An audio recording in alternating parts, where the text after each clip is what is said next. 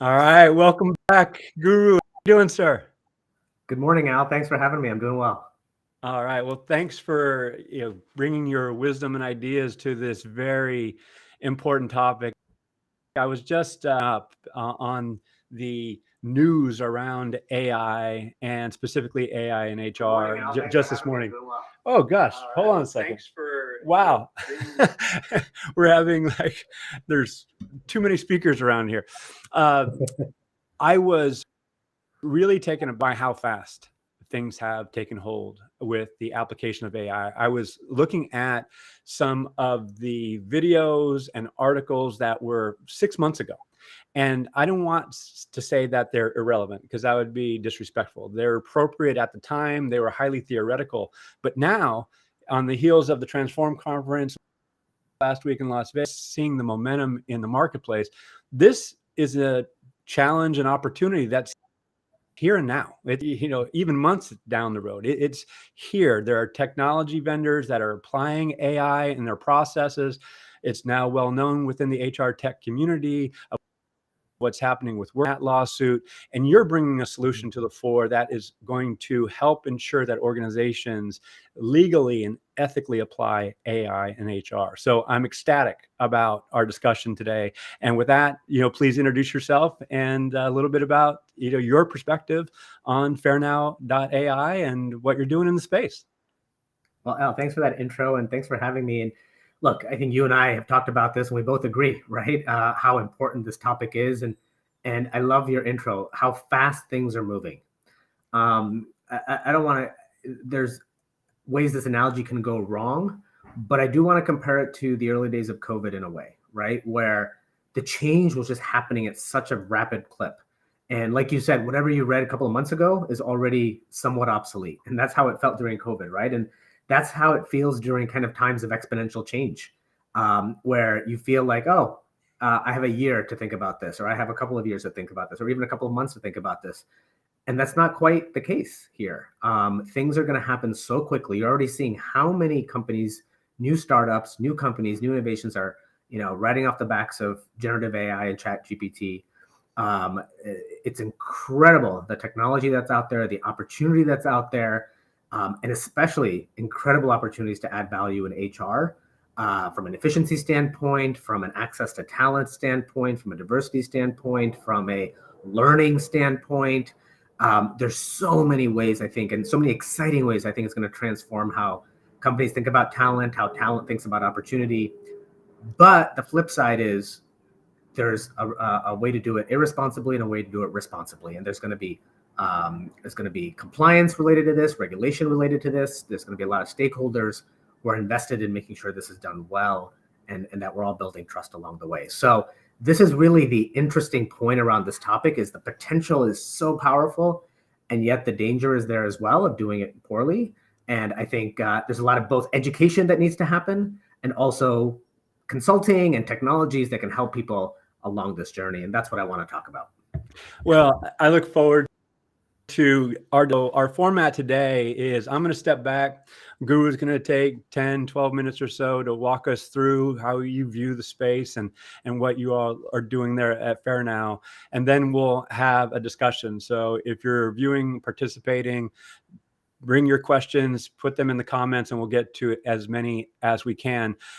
Before you start, however, I do want to say this because I reflected on it and I'm writing an article to this effect, is that it's nice for leaders to have historically said, we are not there yet. Mm-hmm. And with AI, in my view, there's not that luxury to say we're not there yet because it's almost out of their hands. Not only the application of AI in the workplace and how it's disrupting the nature of work itself, but also the application of AI within HR processes. The benefit cannot be ignored. It has to be considered. The ethical and legal use also needs to be considered simultaneously. It's not down the road. That's my opinion. So with that staging, I'll get out of the way and have some fun, and we'll talk again in a few minutes. Sounds good. Sounds good. Let me dive in. So just a little intro about myself. So I am now founder and CEO of a startup called Fairnow. But the impetus for starting this was really kind of, I've spent more than a decade plus in across academia, consulting, and Capital One, thinking about the intersection of analytics, AI, and human capital and talent, right? And kind of what are the ramifications, right? How is AI going to transform jobs, and what are the new jobs of the future, and how is it going to affect how we work? But also, how is it used well, right? How is it used responsibly? And one of the things I noticed is just the proliferation of HR technology over the last 5 to 10 years. And some of the technology is using AI really thoughtfully, and some others aren't. And sometimes HR doesn't have the resources to figure out which ones are really responsible and which ones aren't, which vendors, which technologies. And so that's where we thought there was an opportunity, especially the rate at which things were changing now. The New York City law, by the way, has officially been passed and will go into effect in 3 months. And so both the technologies and the proliferation of them, but also now you're seeing laws and regulations coming out. There's a real opportunity to help companies, help HR organizations figure out how to use this stuff well and how to use it responsibly. And so with that, let me just dive in a little bit here, and then we'll circle back with Al with some questions, Q&A. So again, what is our fundamental mission at Fairnow is to help HR be well managed by ensuring that their AI tools and human processes are fair, explainable, and effective. And that's really our framework: fair, explainable, and effective. Look, this was a slide that I needed to probably have 6 months ago, and it wasn't on everyone's radar. This is something I don't even need to explain anymore. Everyone is thinking about it, whether you're talking about conferences, internal organizational conversations, etc. Everyone is talking about AI. ChatGPT and GPT-4 have just changed the game in the sense of that conversation. But investments in AI are expected to grow to $1 trillion at an incredible CAGR of about 40% a year. And the use cases are expected to expand across multitudes of areas, right? For everything from medicine and health to language to lending and marketing to hiring. And the last one is kind of where we'll focus our attention in this conversation. And part of it is because we're at also an interesting time where CHROs are being asked to be more efficient in their HR functions. And talent acquisition is the largest kind of line item budget sub-organization within HR. And so heads of talent are being asked to be more efficient. And well, if you want to be more efficient in how you hire and how you source candidates, AI is an incredibly effective solution. And you already see a lot of companies investing in that. But along with that, we just talked about is is there any bias in the tools that you're using? What's the impact on diversity? Are you getting better talent? Is it working? It's not just about fairness, it's also about effectiveness. Are you getting better talent? How do you know that? What is the impact on candidate experience? What's the ROI in your investments in AI? And at the same time, are you compliant? There are going to be laws, there are going to be regulations. I have zero doubt about this. And are you able to manage and govern risk appropriately, right? And so even as companies get excited about using AI, how are they thinking about it? And I don't think HR is, as an organization, is generally set up to be able to handle and answer these questions on the right. And that's where we want to help. You can see this in the recent headlines that have come out, right? Whether it's lawsuits, Workday just got sued recently. So that's, a pretty big deal. Google settled a gender discrimination lawsuit for over $100 million recently, and then promised to do continuous monitoring. Imagine if they'd done that continuous monitoring before, right?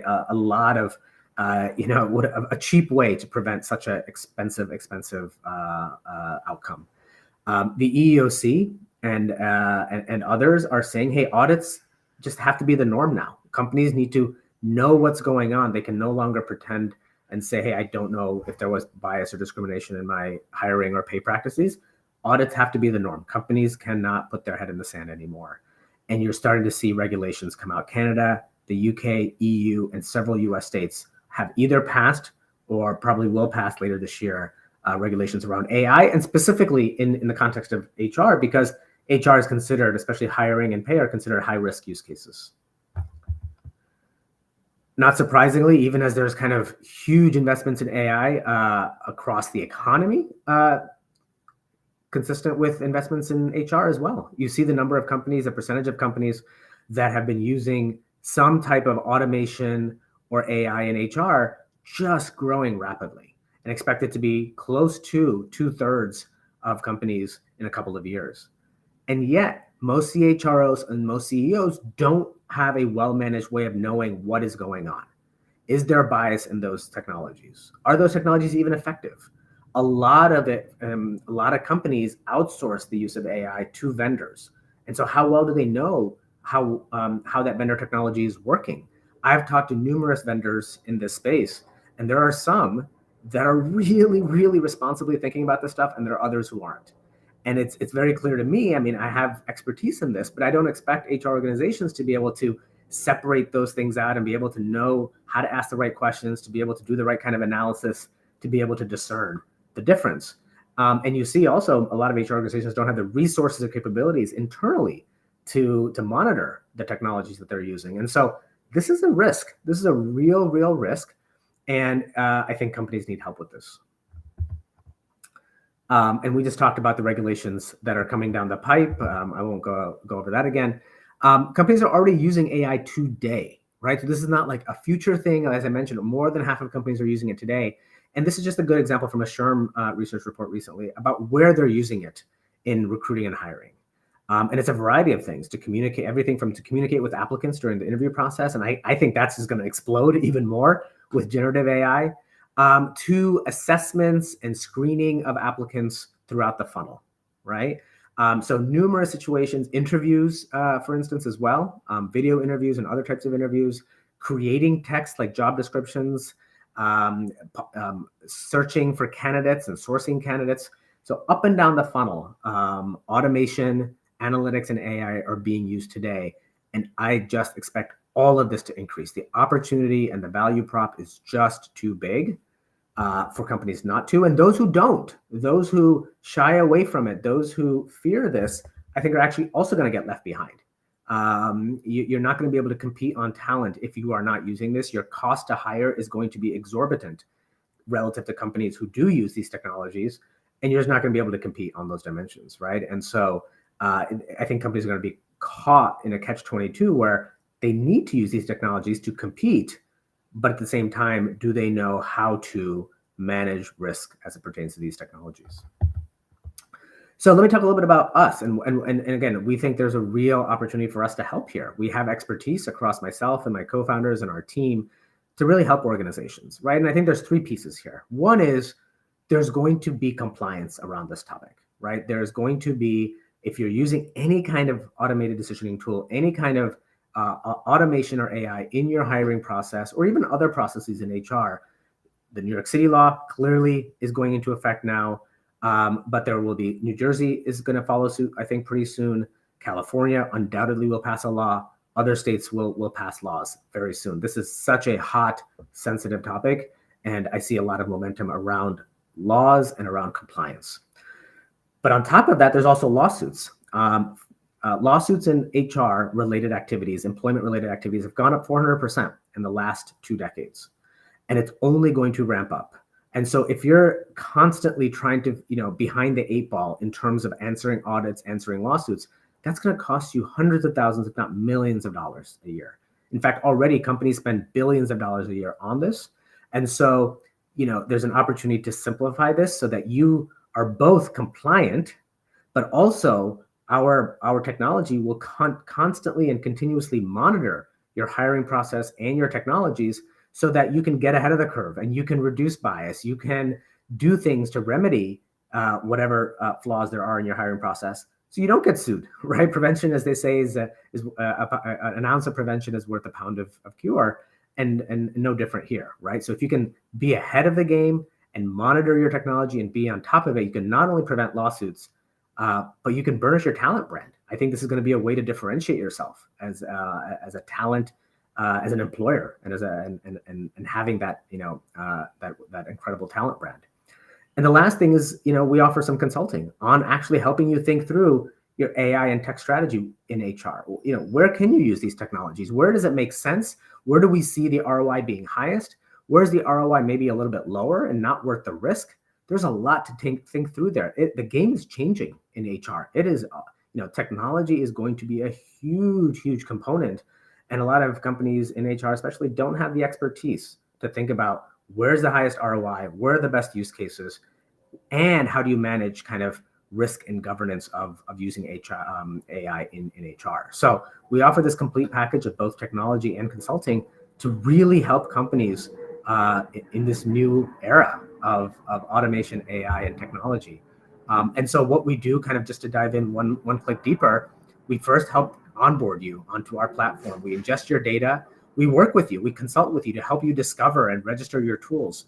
I've been talking to a lot of folks, and some of them are already concerned because they don't even know what their vendors are doing on their technology. And they're sending out panicked emails to their vendors and saying, hey, do you use AI? Where are you using AI? And it's just a very haphazard and kind of panicked process. We can systematize that. We can help you put some governance behind that and really help you discover where there are tools and AI tools in your process. Some companies are already worried about people using ChatGPT and GPT-4 for job descriptions or for interacting with candidates, and they don't know. And they need to know these things. And so we can help you get your arms around it. We track regulations, right? New York City law is one, but there's many, many others that are happening. We're on top of it, whether it's, again, other state laws that are coming out, whether it's international laws, we will be on top of it. And we'll automate compliance and audit prep. That normally takes many, many weeks, if not months. We can get that automated for you. And then the key piece, the intelligent insights, right? Like not just the compliance, but like really helping you understand where is your AI going well, where is it working, where is it effective, and where is it not working, and where is it ineffective. And not just your AI, your human processes. One of the things we believe is AI is not going to rule the world, at least for a while, right? And so it's going to be AI and humans working together. And hiring is a good example of that. I think hiring, the future of hiring, at least for the next 5, 10, 15 years, is going to be AI and humans working hand in hand at different stages of the process to really create an amazing candidate experience, to really identify great talent, and to pull them through the funnel. And so these insights can really help you figure out which parts of your human processes are working well, which parts of your human processes are biased, and likewise, which parts of your algorithms and AI are working well, and which parts of your algorithm are biased. All of these things need to work together, and we'll help you collect that good data and be able to share those insights with you. And last but not least, it is of utmost importance for us to protect your data. This is, should go without saying, but I wanted to make sure I conveyed that. And we'll protect your data across a variety of very, very important InfoSec things that we do.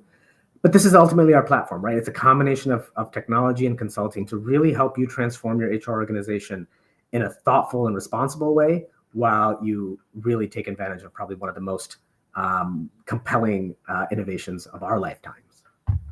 And just very quickly, really excited about our founding team, myself as co-founder and CEO, and my two partners who are multiple time successful entrepreneurs who are founding investors and advisors in the company. But with that, let me come back and Al, let's chat. Absolutely, Guru. Thank you. You're getting me all fired up because a lot of what you're saying, it's inspiring. It's hopeful. It's also daunting because there's going to be mistakes.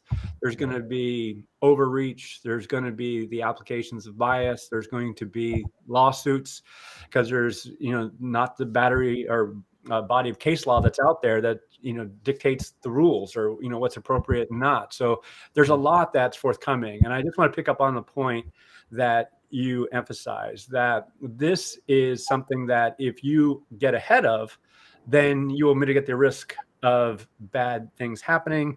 And to your point, it would adversely impact the brand and your ability to compete and or retain talent. So in my view, this is not a negotiable. This is something that needs to take place, but I'm biased because, not only have I been drinking the Kool-Aid, I've been making the Kool-Aid for many years. So the pointed question for you, as you're going out and talking to executives, HR leaders, and leaders outside of HR who are impacted by this, what are you hearing? Are you hearing that same urgency that we're talking about, or is there still a wait and see? I think both. It really depends on the organization. And so I think there are some forward-thinking organizations who get it, who get that this is not a fad, that this is not something that they can kind of just wait around and see what happens, that there are huge opportunities today to use this technology. And this is also the right time because they're being asked to be more efficient, right? And AI is going to help with efficiency. There is no doubt about that, right? And so if you're a senior HR leader, head of talent acquisition, you're a CHRO, if you're trying to be more efficient and you're not thinking about AI, you're just missing the entire ocean, right? This is going to change the game for you. And but at the same time, they also realize there's risk and they're starting to think about it. And then you have folks who are excited about AI, but not thinking about risk. And then you have folks who are too scared about the risk and not thinking about AI, right? And so it's the latter two, especially, who I think are going to be in trouble. If you're thinking about AI and not thinking about the risk, that's going to give you problems down the road. And if you're missing out on AI because you're worried, too scared about the risk, that's also going to give you problems down the road. So those are the two buckets of leaders that I'm, hoping that we can educate. Now, I'm going to bundle two questions against my better judgment, but here it is that if I'm listening to you, which I go, wow, you're going to stay up to date on all these laws, current and imminent, and that's a lot of work in and of itself. And then, how to stay compliant. And so that's taken a lot of work off my plate. And it's mitigating a lot of risk.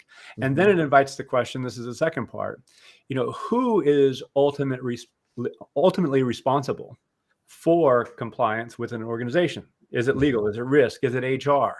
So your thoughts there. Yeah, I think companies are going to have to figure this out. But look, I think one thing we already know is there's already laws and regulations around in HR, right? There's already laws and regulations around how you hire, even without AI. Take AI at the table. You still have to, you have the EEOC, who has very particular rules around what bias looks like, and you have to be compliant with those. The Google lawsuit that I referenced, for instance, had nothing to do with AI. It was just gender discrimination class action, right? And so who is held accountable in that situation, right? So I think at the end of the day, HR is, I think HR partners with others. I think HR partners with legal. I think they partner with risk. But at the end of the day, I do think they hold a very high bar for accountability on these topics. And I think that's going to continue. Now, it's possible companies could reorient themselves around some of this stuff because we're talking about a specific technology here. You could imagine some of that burden is shared with a chief compliance officer, a chief risk officer, a chief data officer, et cetera. So you could imagine different ways of, because AI is not going to only be used in HR, right? It's going to be used in other parts of the organization. So you can imagine kind of any and all risk associated with that moves somewhere else. So there's multiple ways to solve for this, I think. Yeah, and that's where, frankly, I did have a bias in your response, because it's my belief that this is going to alter governance around these processes, because there is a greater data technology component than there has been in the past. And so, with that improved, governance, there hopefully is going to be an open appetite for solutions like Fairnow. So we got time for a couple more questions, and I want to ask this pointedly. Why what's your motivation for doing this? Yeah, like I said, I think there's just a real opportunity for this to go wrong, right? And to go poorly. And you're talking about people's livelihoods, right? You're talking about people's livelihoods, their careers.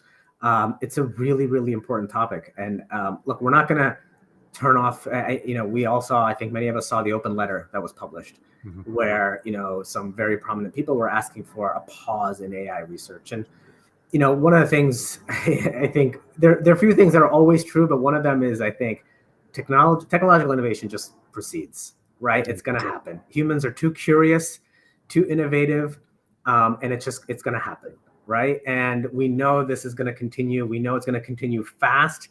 We know that the rate of improvement of these technologies is rapid, and but it's got these distinct downsides, and it's scary. I mean, here's the thing, right? Even engineers who code up these AI technologies don't know why it does what it does.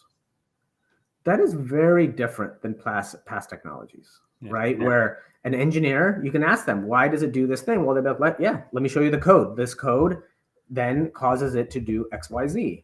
And that's just not the case here, right? It is, it's learning on its own, and it's learning in ways that we don't know and we can't predict.